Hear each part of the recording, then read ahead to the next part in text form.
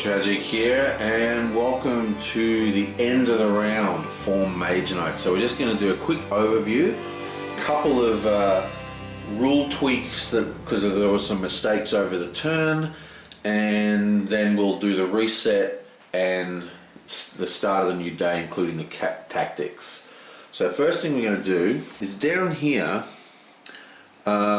Goldvix spent quite a bit of time moving to this glade and then mining it, but the glades actually produce mana. They don't produce crystals, which means that you wouldn't get any crystals into his inventory from that location. Now he traveled all the way from up here to get to that glade at like an 11-point move or something. A very time-consuming and expensive movement, and then he spent 2 whole turns sitting on the glade waiting for the mine to happen. So because we spent so much time investing in that error, we're going to let him keep one of the crystals, and we're going to allow him to roll an elder sign for the other one. Come on, elder sign 2. Okay, so he gets a 2. That's a fail.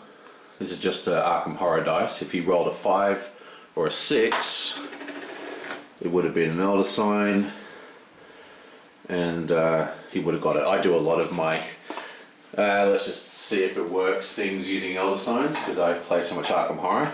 Rolling an elder sign is awesome. Anyway, so he didn't roll the elder sign, so he's going to have to discard one of those tokens, but he still keeps a gold mana crystal, which technically you can't get in the game. So you can in this game, you can in my particular version of the game. Also, when the monastery is revealed, it actually adds an extra purchasable item to the unit offer. So this is the unit offer as it is now, and we actually get to add an action card, which is one of these things here, to the unit offer. Just nab that, yoink. And this is actually added here, and you can buy it if you are standing on the monastery itself, which is pretty awesome. Now what happens is as you get more monasteries up, more of these item offers will become available, which is a pretty good thing. And basically it allows there to be more types of skills available for purchase, but for now there's only one. Bam. Okay, so that's done. So what happens is we shuffle all the decks. Now I'm just going to do a light shuffle. Ugh, I can't stop dropping them. I'm just going to do a light shuffle on camera just to symbolize it, just with this one deck. And then I'm going to shuffle all the decks and just do that off camera. There's no need for you to see that. But basically all the decks get shuffled and then cut, and then it'll go back into the draw pile, and then we draw 5 cards. Like that. That's basically what's going to happen to all the decks now. Okay, so we're just shuffling up all the cards. Maybe I will show it to you just so I can wrap it on. I think we did pretty well rules wise. I've got a couple of errors, some fairly bad ones, but nothing too major that, you know, not that I care about. And I did a couple of bonehead plays, and yeah, I think it's yeah, I think we're doing pretty well.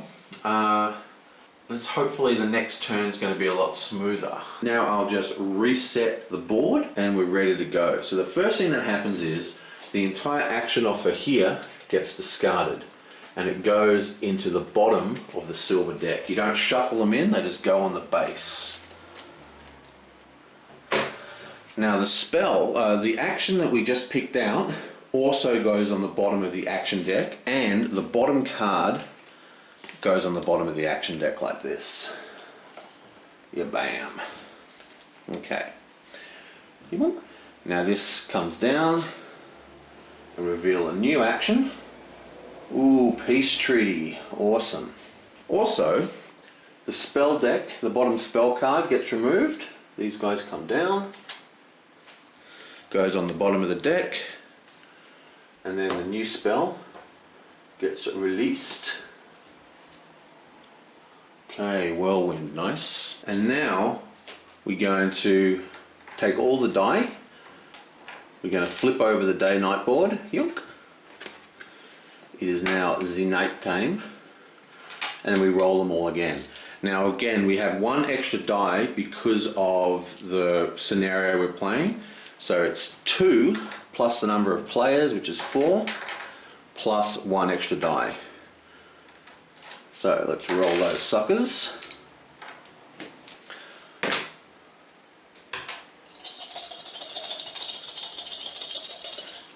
Boom! Oh, what a horrible roll. Look at that.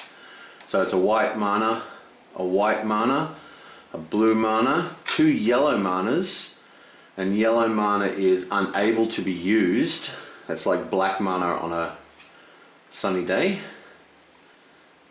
Another yellow mana and a red mana. Horrible roll. Not so horrible for our sorceress though, who can use white mana once per turn. Yellow mana once per turn. Then we refresh this offer, and this offer is the same deal. It's the number of players by 6. So, number of players plus 2. So it's 1, 2, 3, 4, 5, and one more. One more, what's it gonna be? 6. Oh, another scout, nice. And because there's a monastery, we also reveal 1 action card. Sweet. Now, we'll just get rid of these suckers. Everyone hands in their tactic cards from the last round. That's these white guys. These yellow cards, that's the day cards. And then we have to pick these cards. Now, before we pick these cards, you need to look at the fame order. Whoever has the lowest fame gets first choice. So we come down here and we look at the round order. Goldix is first because he's got the lowest fame. Now these guys are tied at 5 fame. So what we do is you look at the round order, and whoever's lower on the round order goes first. So it goes bam, and then this guy goes bam, and then this guy goes bam. And that is the order we're using for picking the tactic cards. Now before I can pick the tactic cards, I get to look at my cards. 1, 2, 3, 4, 5. So I'm going to have to spend a bit of time off camera perusing my options. And once I've done that, I'll come back and pick my, my setup.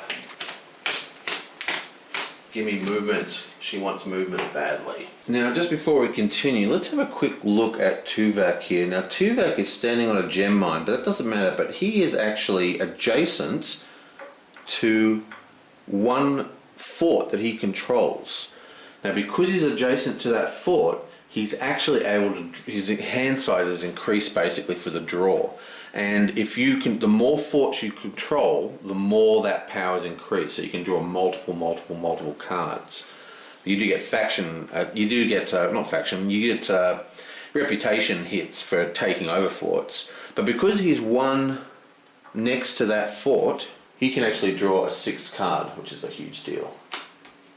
Okay, so I've checked out all the cards. We're all set up, we're ready to start the new turn, assuming I did everything right. I'm sure people will let me know. But I just want to do a quick overview of the way the game's been going pretty far, and I think it's been going okay, except for a few errors on my part. For the most part, I think it's been running pretty well. But big problem is the sorceress up here. So she came into the world, looked around a little, and basically beelined straight for the nearest mage tower, where she busted in, took over it, became queen bee, and kind of got stuck in this desert. So she just basically went to the desert to study.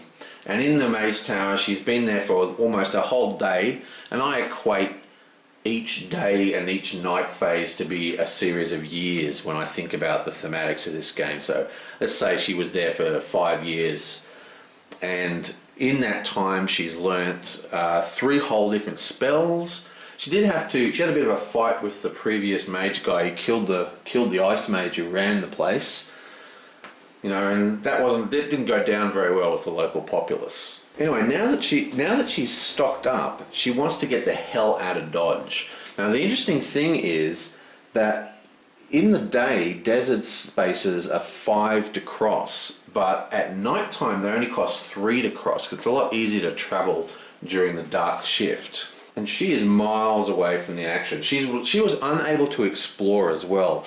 Basically, there was a village here. She could have gone there, and there were talk about exploring. But we're not doing an open map. We're doing a column map. Okay.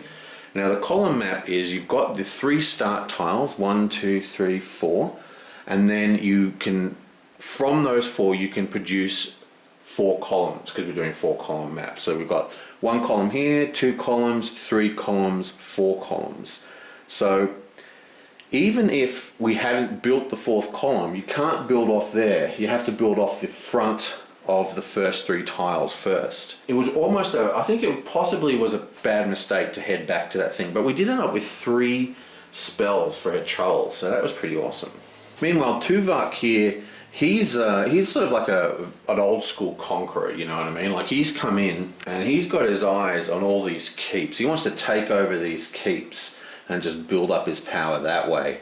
You know, maybe come back here and destroy this level 6 labyrinth at some point and get some really decent loot, you know? So that's his goal at the moment, is he's going to try and move towards taking over them as much landscape as possible. Old Lizard Breath down here, he's heading down to the monastery, definitely down to the monastery, where he can get action cards. He might burn it down if he doesn't like the people he meets there. But, you know, he's been having a pretty mellow, he's probably the nicest of the group. You know, he's come in, he's killed a few rampaging enemies, you know, everyone likes him, he's very popular. But he hasn't done anything nasty to the local populace, and he hasn't been particularly aggressive. And by moving down this way into this bottom tile, it means that for the same reason the sorceress can't expand that way, he can't expand down this way or anything. So he's going to be expanding down here, and because of this impassable terrain, most likely, considering this person's going to be heading towards the other keeps, is that he's going to find himself almost alone. So he's going to have a really easy time of it, assuming that he can reveal some good terrain here. So he's actually in a really strong position, because we're trying to find the cities. Remember, this is a conquest scenario. Now, we've got quite a number of blocks left to get through. So speed is important. So we've really got to start, you know, moving. So he's doing really well. And meanwhile, I don't really know what this guy's doing. I mean, you know, he walked straight in. First thing he did was come into here and start threatening people. So, you know, he's not very popular. But then he cleaned up a whole bunch of monsters, and he's right down here. So I think he's going to try and get to this location and just start exploring. So he's going to be coming out through here. Green guy's going to be coming out through here. This dude's probably going to be hanging around in the middle a little bit, because sometimes it's advantageous, I think, to stay behind the pack. I mean, if you're out the front, you can get the choicest locations earlier. But if you're out the back and you're a bit slower, you can actually soak up all these really awesome locations that everyone else had to skip because they were too weak.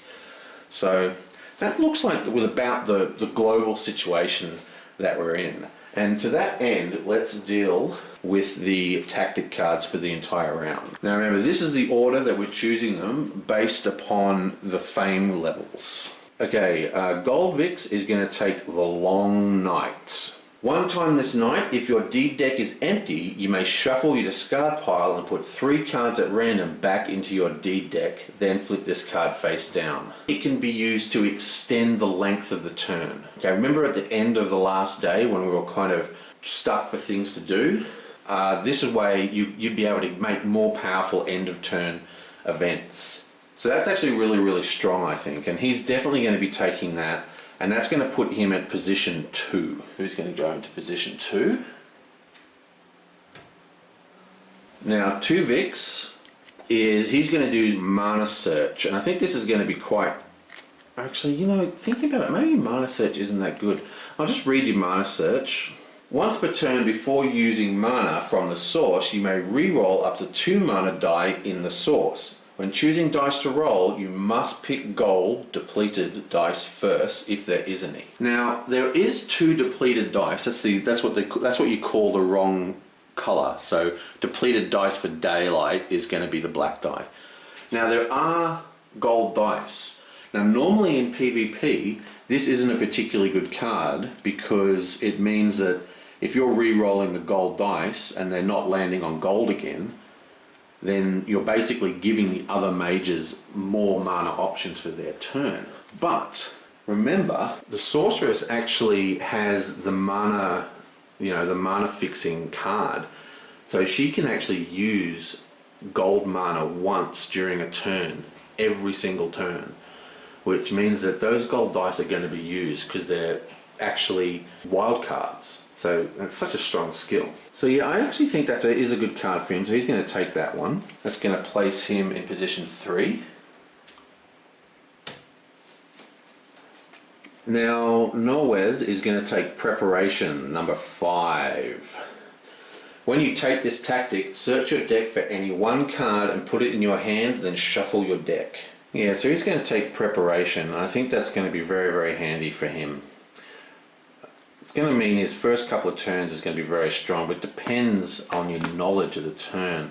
Actually, I think we are going to take Midnight Meditation.